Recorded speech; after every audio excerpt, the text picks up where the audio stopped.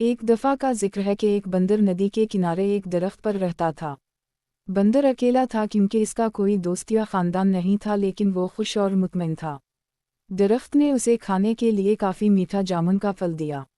اس نے اسے دھوپ سے سایہ اور بارش سے پناہ بھی دی۔ ایک دن ایک مگرمچھ دریا میں تیر رہا تھا۔ وہ بندر کے درخت کے نیچے آرام کرنے کے لیے کنارے پر چڑھ گیا۔ ہیلو، بندر نے پکارا، جو ایک دوستانہ برتاؤ کرنے والا جانور تھا۔ ہیلو، مگرمچھ نے حیران ہوتے ہوئے جواب دیا، کیا تم جانتے ہو کہ مجھے کھانا کہاں سے مل سکتا ہے؟ اس نے پوچھا، میں نے سارا دن کچھ نہیں کھایا اور میں بھوکا ہوں۔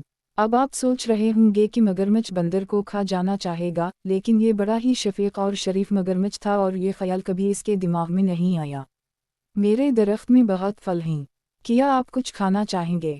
بندر نے کہا، جو خود بھی بہت مہربان تھا۔ اس نے جامن کا کچھ پھل مگرمچھ کی طرف نیچے پھینک دیا۔ مگرمچھ اتنا بھوکا تھا کہ اس نے تمام جامن کھا لیے، حالانکہ مگرمچھ عام طور پر پھل نہیں کھاتے تھے۔ اسے میٹھا میٹھا پھل بہت پسند تھا اور گلابی گودے نے اس کی زبان کو جامنی بنا دیا۔ جب مگرمچھ اپنی مرضی کے مطابق کھا چکا تھا تو بندر نے کہا، جب بھی آپ مزید پھل چاہیں واپس آ جائیں۔ جلد ہی مگرمچھ ہر روز بندر کے پاس آتا تھا۔ دونوں جانور اچھے دوست بن گئے۔ وہ باتیں کرتے، ایک دوسرے کو کہانیاں سناتے اور بہت سے میٹھے جامن ایک ساتھ کھاتے۔ ایک دن مگرمچھ نے بندر کو اپنی بیوی اور خاندان کے بارے میں بتایا۔ بندر نے کہا، آج واپس جاتے وقت اپنی بیوی کے لیے بھی کچھ پھل لے جانا۔ مگرمچھ کی بیوی کو جامن بہت پسند آئے۔ اس نے پہلے کبھی اتنی میٹھی چیز نہیں کھائی تھی، لیکن وہ اپنے شوہر کی طرح مہربان اور نرم مزاج نہیں تھی۔ اس نے اپنے شوہر سے کہا، تصور کیجئے کہ بندر جب یہ جامن روزانہ کھاتا ہے تو اس کا ذائقہ کتنا میٹھا ہوگا۔ مہربان مگرمچھ نے اپنی بیوی کو سمجھانے کی کوشش کی کہ وہ بندر کو نہیں کھا سکتا۔ وہ میرا سب سے اچھا دوست ہے، اس نے کہا۔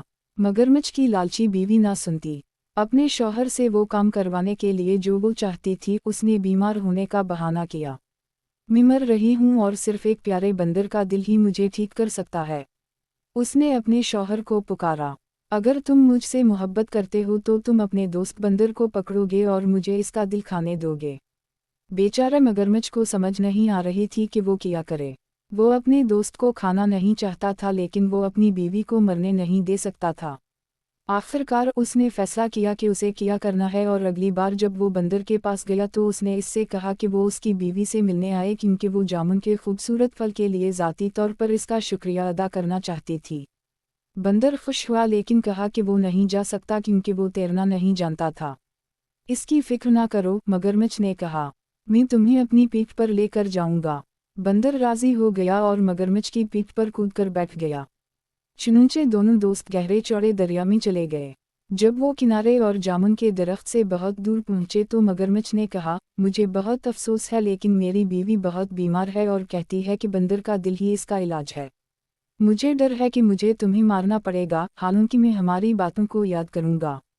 بندر نے جلدی سے سوچا اور کہا، پیارے دوست، مجھے تمہاری بیوی کی بیماری کا سن کر بہت افسوس ہوا۔ مجھے خوشی ہے کہ میں اس کی مدد کر سکوں گا، لیکن میں نے اپنا دل جامن کے درخت میں چھوڑ دیا ہے۔ کیا آپ کو لگتا ہے کہ ہم واپس جا سکتے ہیں تاکہ میں اسے لا سکوں؟ مگرمچھ نے بندر کی بات مان لی۔ وہ مڑا اور تیزی سے تیر کر جامن کے درخت کی طرف گیا۔ بندر اس کی پیٹھ سے چھلانگ لگا کر اپنے درخت کی حفاظت میں چڑھ گیا۔ میں نے سوچا کہ آپ میرے دوست ہیں، اس نے پکارا۔ کیا تم نہیں جانتے کہ ہم اپنے دل کو اپنے اندر رکھتے ہیں؟ میں پھر کبھی تم پر بھروسہ نہیں کروں گا اور نہ ہی تمہیں اپنے درخت کا پھل دوں گا۔ چلے جاؤ اور واپس نہ آنا۔ مگرمچھ نے اپنے آپ کو بہت بے وقوف محسوس کیا۔ اس نے ایک دوست اور اچھے میٹھے پھل کی فراہمی کھو دی تھی۔